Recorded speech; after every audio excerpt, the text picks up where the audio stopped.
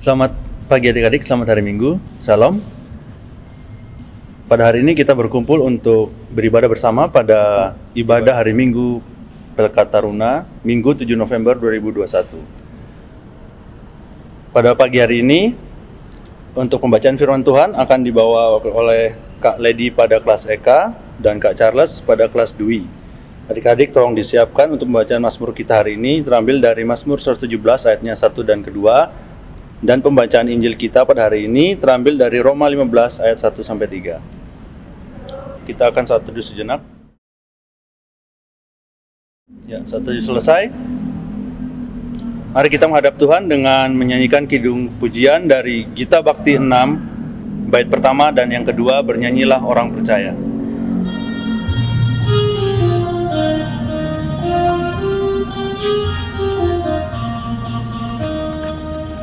Bernyanyilah orang percaya, bergemar dan cerita terus.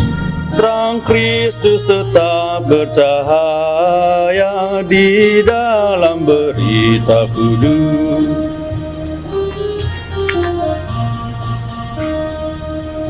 Kendati sering kita bimbang, dalam hati kecil pun sedih, tetapi beban jadi ringan di dalam cahaya salib. Mari adik-adik kita satu dalam doa. Tuhan Allah Bapa kami yang bertata dalam kerajaan surga, terima kasih Tuhan atas perlindungan yang Kau berikan kepada kami sehingga kami bisa bangun di pagi hari ini dengan tanpa kurang satu apapun Tuhan, dan kami sekarang siap untuk beribadah. Kiranya Engkau pakai kami sebagai anak-anak-Mu, di mana sebentar kami akan mendengarkan firman Tuhan. Kiranya apa yang firman Tuhan ntar disampaikan dapat menjadi pedoman dalam hidup kami. Berdoa untuk ibadah ini Tuhan, kiranya Engkau berkati dari awal, pertengahan hingga akhirnya, semua agar sesuai dengan rencana-Mu. Hanya pada-Mu kami berdoa dan mengucap syukur. Haleluya, amin. Oke adik-adik, mari kita baca Mazmur. Bacaan Mazmur kali ini dari Mazmur 117 ayatnya yang pertama sampai dengan ayatnya kedua. Kak Okta akan bacakan ayatnya yang pertama, sedangkan adik-adik langsung bacakan ayat yang kedua. Mazmur 117 ayatnya yang pertama sampai dengan yang kedua. Pujilah Tuhan, hai segala bangsa. Pujilah Tuhan, hai segala bangsa. Megahkan Dia, hai segala suku bangsa.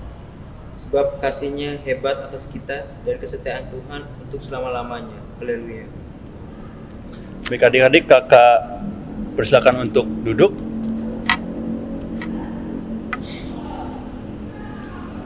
Untuk menyambut firman Tuhan, mari kita menyanyikan puji-pujian dari Kidung Jemaat 425, baitnya yang pertama, Berkumandang Suara dari Seberang.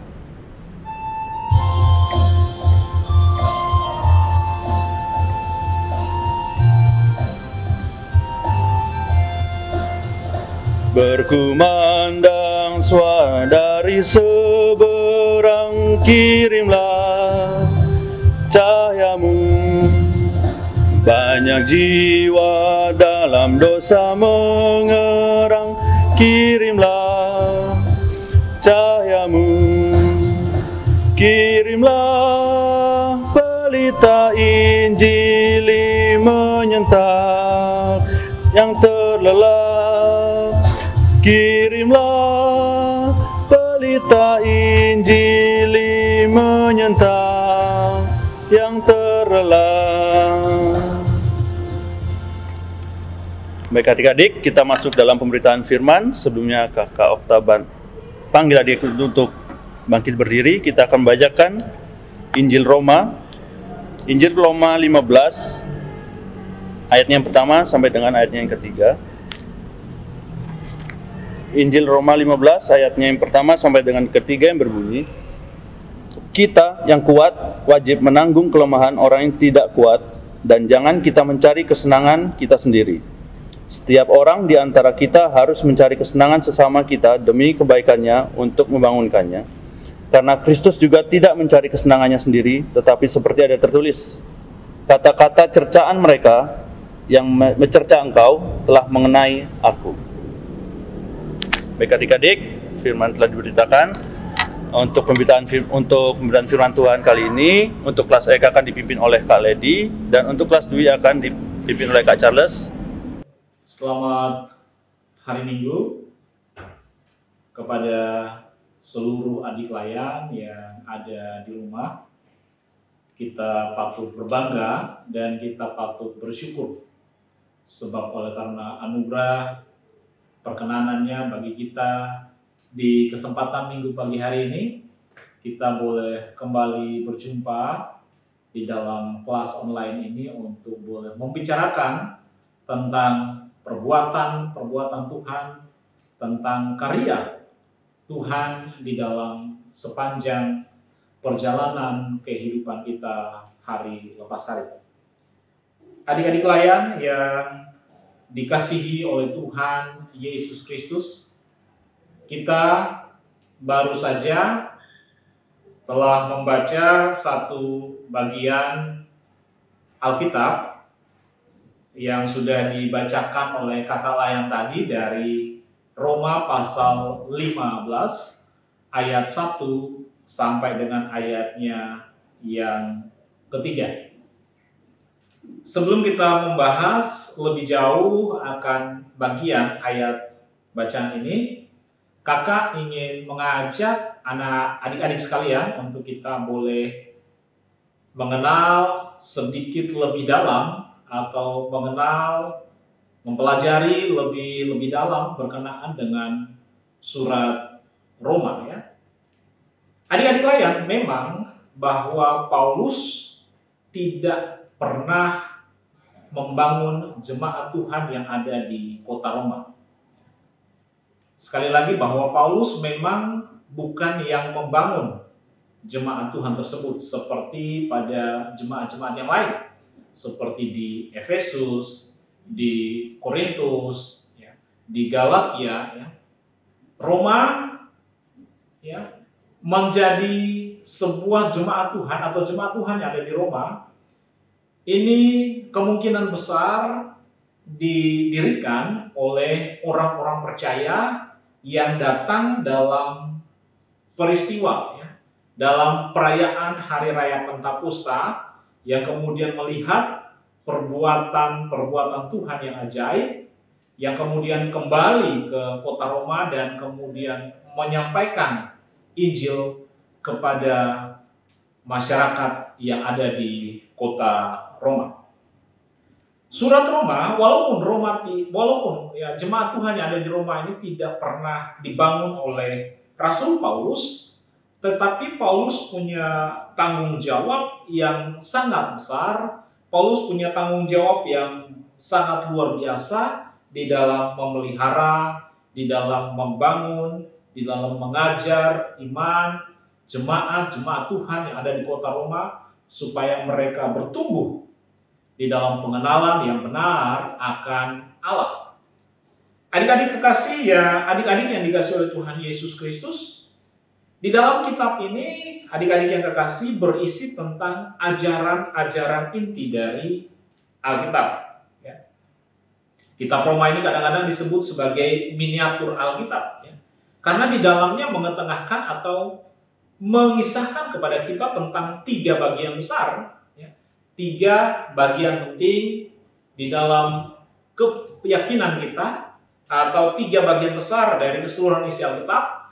Yang pertama adalah tentang penciptaan alam semesta dan segala isinya dengan segala kebaikan-kebaikannya. Tetapi yang kemudian dirusak oleh manusia, atau tak kala manusia jatuh ke dalam dosa, maka segala sesuatu yang dibuat baik oleh Tuhan menjadi rusak seluruhnya. Kemudian yang kedua, di dalam kerusakan itu manusia mendapatkan hukuman, dan hukuman itu tidak dapat dielakkan oleh manusia. Ya. Manusia harus menanggung akibatnya. Oleh karena itu manusia tidak dapat untuk melakukan kesempurnaan Taurat Tuhan.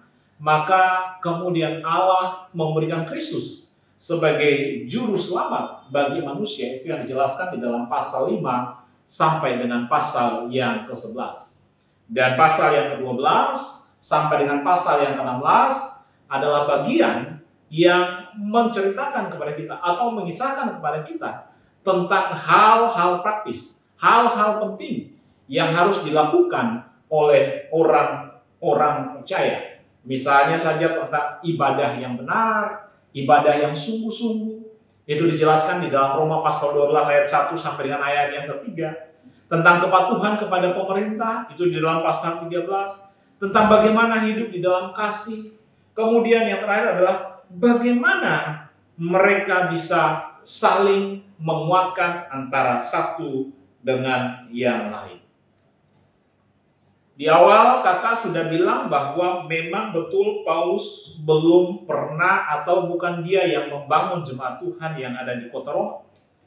Tetapi semangat di dalam pelayanannya, di dalam membangun, di dalam menguatkan, di dalam mengajar agar umat Tuhan ya bisa tumbuh, bisa hidup di tengah-tengah segala kesukaran penderitaan mereka hadapi. Supaya dengan demikian kehidupan, keberimanan mereka dapat berbuah bagi hormat dan kemuliaan nama Tuhan. Ini bisa menjadi satu teladan yang sangat luar biasa bagi kita di kesempatan minggu pagi hari ini. Adik-adik klien yang dikasihi oleh Tuhan Yesus Kristus, di dalam bagian bacaan kita di hari ini, ya, kita diajar untuk saling menguatkan antara satu dengan yang lain. Kalau kita perhatikan dalam bagian bacaan firman Tuhan tadi, dikatakan di dalam ayatnya yang ke-15, ayat yang pertama dikatakan bahwa kita yang kuat wajib menanggung kelemahan orang yang tidak kuat. Dan jangan kita mencari kesenangan kita sendiri. Perhatikan, ada kata penting yang disampaikan oleh Rasul Paulus kepada kita. Kita yang kuat wajib menanggung yang lemah. Perhatikan kata wajib. Kalau adik-adik ya, kemudian cari artinya dalam bahasa Indonesia, wajib itu adalah sesuatu yang harus dilakukan. Tetapi wajib yang dimaksudkan di sini adalah sebuah keharusan, bukan karena sebuah paksaan. Ingat baik-baik, kata wajib yang dimaksudkan Paulus di sini bukan wajib karena sebuah paksaan, bukan wajib karena sebuah tuntutan, tetapi wajib yang dimaksudkan di sini adalah wajib yang harus dibangun di atas satu fondasi yang benar. Fondasi yang benar dimaksudkan di sini adalah fondasi yang berdiri di atas kasih. Ingat, fondasi yang dimaksudkan di sini adalah fondasi yang harus berdiri di atas KASIH, kasih, dan bukan sebuah keterpaksaan. Kasih yang dimaksudkan juga adalah kasih sebagaimana yang ditunjukkan oleh Kristus. Kasih agape. Kasih agape itu adalah kasih yang murni, kasih yang tulus, kasih yang tidak mengharapkan balasan, kasih yang tidak hanya mencari kebaikan bagi diri sendiri, bukan hanya mencari keuntungan bagi diri sendiri, bukan hanya mencari kemuliaan dan kehormatan bagi diri sendiri. Sebagaimana kasih yang ditunjukkan oleh Kristus dijelaskan di dalam ayatnya yang ketiga, bahwa karena Kristus juga tidak mencari kesenangannya sendiri, tetapi seperti ada tertulis, kata-kata tercela mereka yang mencerca engkau telah mengenai aku.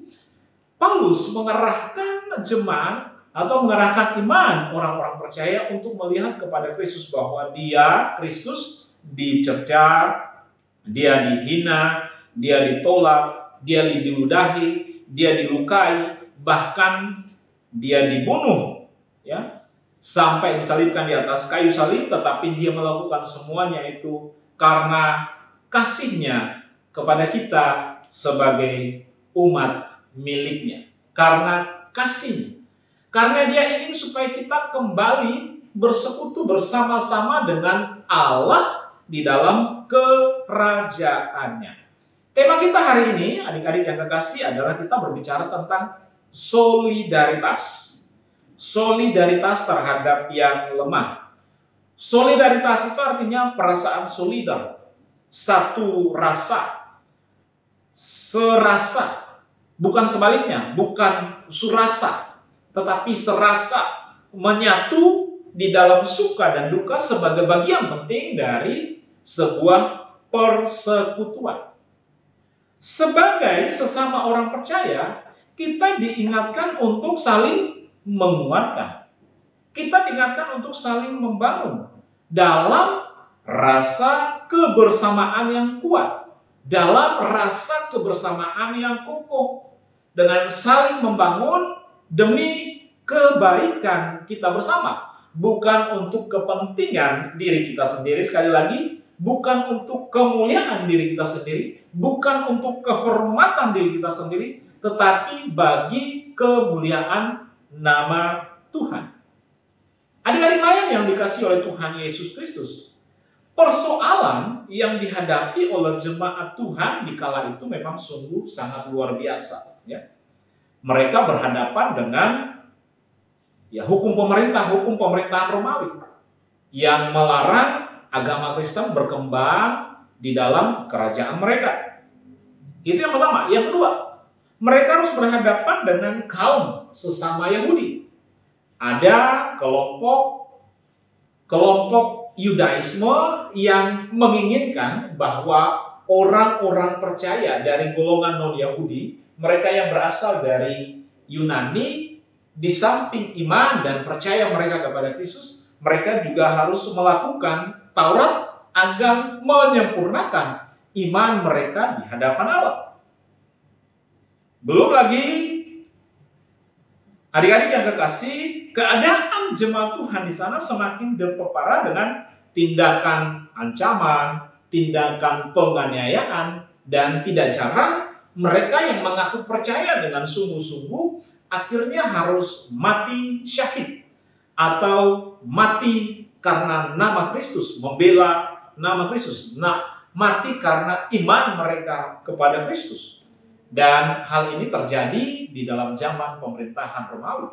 Secara khusus kalau kita perhatikan dalam sejarah, zaman pemerintahan Kaisar Nero, itu umat Kristen mengalami penganiayaan yang sangat-sangat hebat. Orang-orang percaya kala itu kemudian ditangkap, dilaburi dengan ter, kemudian dijadikan sebagai obor-obor hidup untuk menerangi perjalanan tentara-tentara Romawi. Adik-adik layan yang kekasih di dalam Tuhan Yesus Kristus, keadaan yang tadi kakak jelaskan, pertentangan dengan pemerintah, pertentangan dengan saudara-saudara seiman dari kaum Yudaisme, kemudian adanya ancaman penganiayaan pembunuhan, yang kemudian memaksa jemaat untuk membuat atau mengambil langkah sikap aman, sikap menyelamatkan diri sendiri, ya, termasuk di dalamnya ada yang kemudian mencari muka dengan pemerintah dan menginformasikan kepada pemerintah tentang tempat-tempat persembunyian dari orang-orang percaya. Sehingga pemerintah mengambil sikap yang menangkap mereka dengan tujuan untuk membinasakan mereka, dan pada akhirnya iman Kristen tidak berkembang di dalam kerajaan Romawi pada zaman itu. Tetapi adik-adik yang kekasih di dalam Tuhan Yesus Kristus, di dalam keadaan inilah kemudian Paulus menulis suratnya untuk memberikan nasihat kepada mereka supaya mereka saling menguatkan, saling mendukung antara satu dengan yang lain di dalam kehidupan mereka setiap hari. Adik-adik layan yang kekasih, kalau kita bawa dalam kehidupan kita sikap dan tindakan tidak peduli sering menjadi bagian dalam kehidupan kita. Tidak peduli dengan tugas yang ada di rumah kadang-kadang. Kita lebih asik menghabiskan waktu dengan bermain gadget daripada kemudian menyiapkan waktu untuk membantu orang tua, menyapu, mengepel, mencuci baju, apalagi menyetrika, dan lain sebagainya. Kadang-kadang kita menjadi kadang-kadang kita hanya mencari kesenangan diri kita sendiri daripada bagaimana kemudian kita bersama-sama mencari kesenangan bagi sesama anggota keluarga. Tindakan tidak peduli ya dengan teman saat pembelajaran juga kadang-kadang sering kita lakukan. Ya, memang sekarang kita belajar secara online. Ada beberapa sekolah yang kemudian sudah melakukan tatap muka. Ya. Lumayan panjang ya kita melakukan pembelajaran secara online. Ya ada yang pintar ya dia semakin pintar. Tetapi ada yang kemudian dalam tanda petik mungkin dia kekurangan, dia semakin berkurang dalam pengetahuan. Nah, tugas dan kerja fungsi kita sebagai remaja Kristen adalah bagaimana kemudian kita mengulurkan tangan untuk membantu mereka yang lemah secara pengetahuan. Menjelaskan kepada mereka materi-materi yang mungkin kita kuasai dalam bidang matematika, dalam bidang IPA, dalam bidang IPS, dalam bidang agama. Sehingga mereka juga bisa mendapatkan porsi pembelajaran yang cukup. Jangan sebaliknya kita menertawakan mereka atau mengejek mereka dalam ketidakmampuan mereka. Tugas fungsi kita dalam memberikan penjelasan, bukan memberikan jawaban, bukan memberikan contekan kepada mereka ketika ulangan. Tetapi kita berperan ketika kita memberikan penjelasan penting di dalam proses pembelajaran yang sedang kita lakukan. Situasi sekarang ini memang kadang-kadang mendukung tumbuhnya sikap egois. Tumbuhnya sikap bagaimana mementingkan diri sendiri. Tumbuhnya sikap bagaimana saya menyelamatkan diri sendiri. Ya. Sekarang kita berada pada satu masa transisi ya. Antara situasi yang kita hadapi sekarang ini memang sedikit situasi yang kurang bagus. Di satu sisi memang ada penurunan, tetapi di sisi yang lain kita juga harus tetap menjaga protokol kesehatan. Kebetulan ya, kakak di sini seorang diri, jadi kakak berani melepaskan masker. Tetapi jika kita mungkin ada 1-2 orang di dalam satu ruangan, maka wajib hukumnya adalah kita tetap menggunakan masker sebagai sikap solidaritas kita untuk menjaga orang lain supaya mereka juga tidak mengalami sakit. Ya, siapa tahu kita menjadi orang OTG tapi kita tidak tahu. Ya. Oleh karena itu menjaga diri sendiri dengan menggunakan masker, mencuci tangan dan lain sebagainya, sesungguhnya kita sudah menunjukkan solidaritas kita untuk menjaga atau menyelamatkan orang lain yang ada di sekitar kita, keluarga kita, papa, mama, adik atau kakak kita, teman-teman sekolah kita, atau sesama dalam kelompok sosial kita sebagai masyarakat atau sebagai warga gereja. Adik-adik lain yang dikasihi oleh Tuhan Yesus Kristus, sebagai umat Tuhan, ya, kita dipanggil ya sama dengan papa mama kita dalam panggilan mereka. Kita dipanggil untuk sama-sama menciptakan yang namanya damai dan sejahtera di tengah-tengah kehidupan kita. Kepada semua orang, kepada siapa saja, kita dipanggil untuk bisa memberikan, untuk bisa menunjukkan sikap hidup sebagai anak-anak Tuhan yang tetap kuat di dalam segala kondisi dan segala situasi.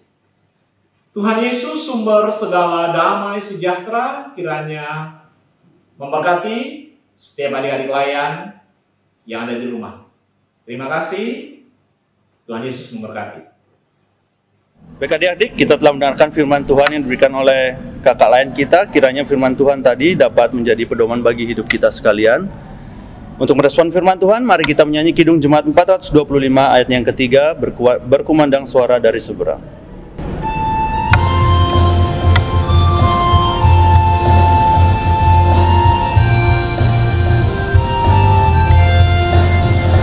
Jangan kita tinggal diam mendengar, kirimlah cahayamu. Injil Tuhan haruslah kita dengar, kirimlah cahayamu. Kirimlah pelita Injili menyentang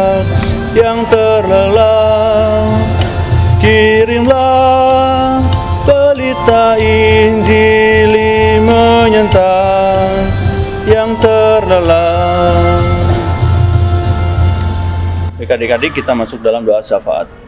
Baik adik-adik yang terkasih dalam Tuhan kita Yesus Kristus, kita akan masuk dalam doa syafaat. Mari kita satukan hati dan pikiran kita tundukkan kepala kita dan kita satu dalam doa, kita berdoa. Ya Tuhan Allah Bapa kami yang ada dalam kerajaan surga, apabila kami ada sampai dengan saat ini, kami boleh mengikuti ibadah ini, kami boleh mendengarkan firman Tuhan. Kami yakin dan percaya itu semua karena campur tangan Tuhan yang begitu luar biasa, izin dan perkenan Tuhan dalam kehidupan kami.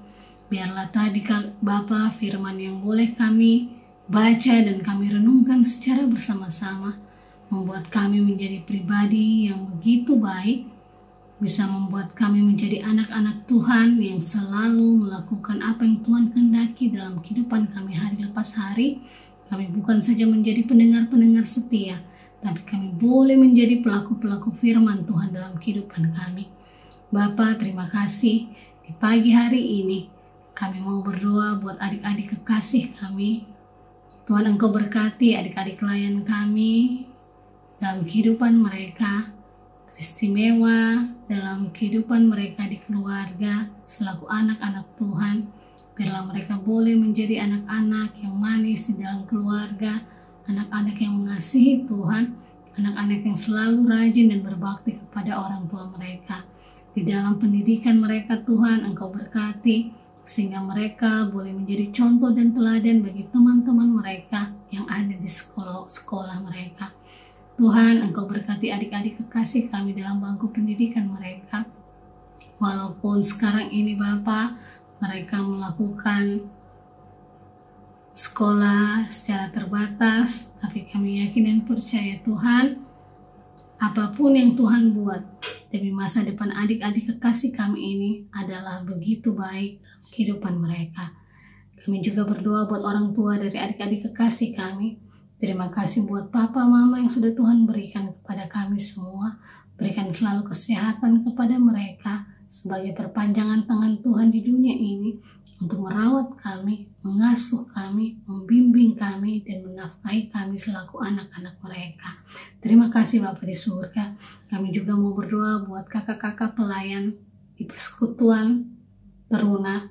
Terima kasih Bapa, Engkau sudah mengizinkan kami untuk mengambil bagian bersama-sama melayani Tuhan, dan membawa adik-adik kekasih kami ini boleh semakin dekat dan mengerti akan firman Tuhan yang Tuhan ingin sampaikan kepada mereka.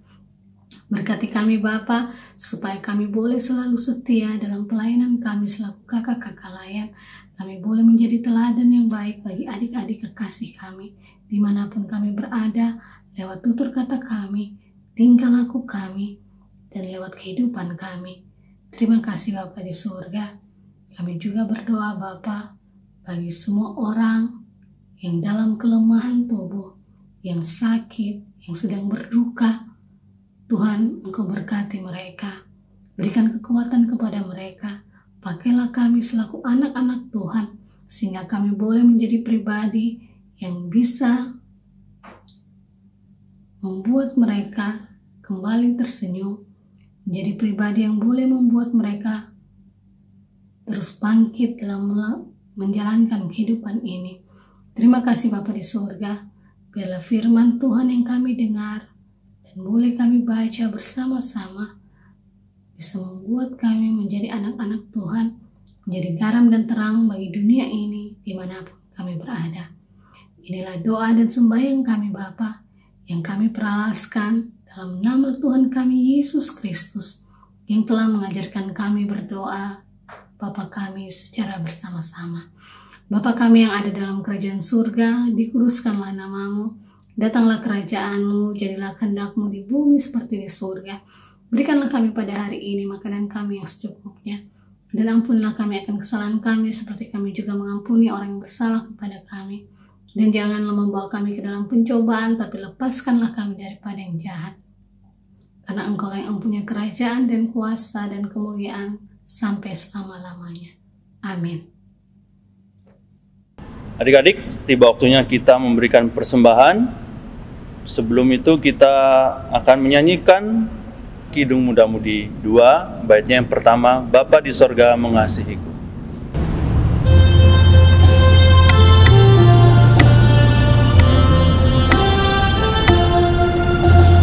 Bapa di sorga mengasihiku, aku senang dan mengucap syukur.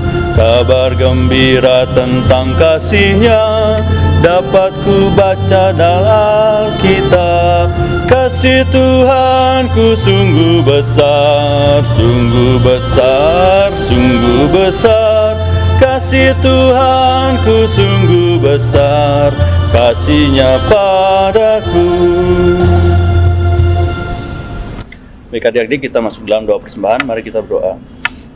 Tuhan Allah Bapa kami mendatangkan dalam kerjaan surga, terima kasih Tuhan atas berkat yang Kau berikan kepada kami, di mana kami telah juga mendengarkan firman Tuhan yang disampaikan oleh kakak lain kami. Kiranya apa yang disampaikan tadi Tuhan dapat menjadi pedoman bagi hidup kami, untuk menjalani hidup kami masing-masing dari hari lepas hari. Kami juga telah memberikan persembahan Tuhan, kiranya apa yang kami berikan ini dapat menjadi alat untuk memperlebar kerjaan-Mu di dunia ini. Terima kasih Tuhan, hanya kepada-Mu kami berdoa dan mengucap syukur. Amin. Baik adik-adik, kita tiba dalam amanat pengutusan. Kakak undang bangkit berdiri sambil kita menyanyikan Kidung Jemaat 344, baitnya yang pertama dan yang kedua, Ingat akan nama Yesus.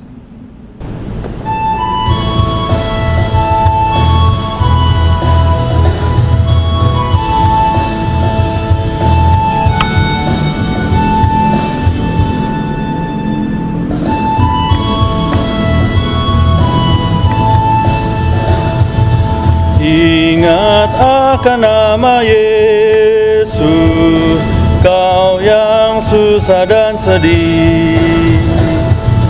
Nama itu menghiburmu, mana saja kau pergi. Indahlah namanya, pengharapan dunia. Indahlah namanya, suka sorga yang bakal.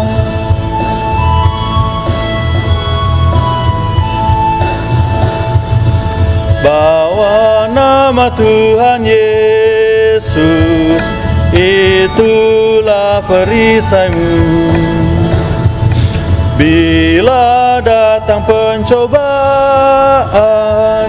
itu yang menolongmu.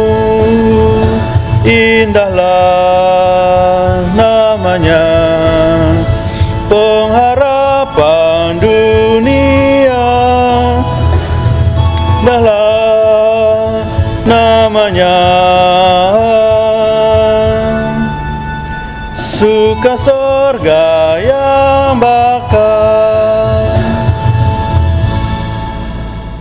Adik-adik layan, kita sudah mengakhiri persekutuan kita di minggu pagi hari ini, dan sekarang kita akan kembali di dalam tugas dan tanggung jawab kita. Oleh karena itu, mari kita mohon berkat Tuhan. Kiranya kasih karunia dari Allah Bapa Pencipta langit dan bumi, dari Tuhan Yesus Kristus yang menjadi juru selamat kami, dan di dalam persekutuan dengan Roh Kudus menyertai dan memberkati hidup kami mulai dari hari ini sampai Maranatha, Tuhan datang kembali untuk kali yang kedua. Amin. Amin. Amin. Ibadah selesai. Selamat hari Minggu adik-adik.